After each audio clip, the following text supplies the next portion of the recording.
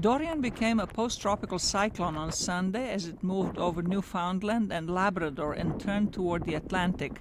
The powerful storm reached the Canadian Atlantic coast on Saturday, knocking down trees, cutting power, and downing a large construction crane in downtown Halifax, the capital of the province of Nova Scotia. Canadian officials say more than 400,000 people in the coastal areas lost power, but there were no reports of injuries linked to the storm. We're pleased with how the response has gone to this point. We're really moving into the assessment and recovery phase. Meanwhile, authorities in the northern Bahamas began evacuating the dead from the Abaco Islands, which were hit by the Category 5 hurricane last week. The government says 43 people died in the storm, but the toll is expected to rise to hundreds after search and rescue teams go through the mountains of debris.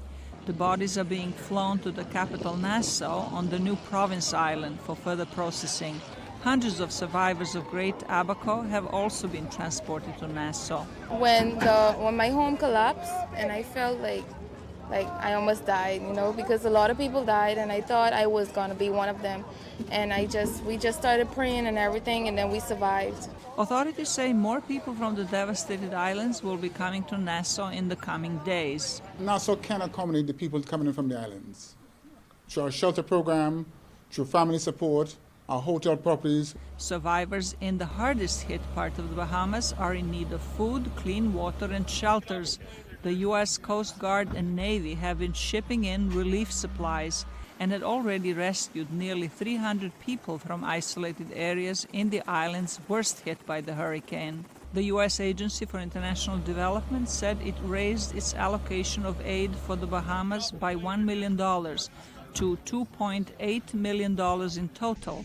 The agency also has secured emergency supplies for 44,000 people. We recognize that there's a long road ahead, but we're going to work closely with the Prime Minister and his government to make sure that we help provide immediate relief and do what we can under his leadership for the important weeks and months ahead in recovery. The American Red Cross has committed an initial $2 million to help the Bahamas recover. Zlarica Hoke, VOA News, Washington.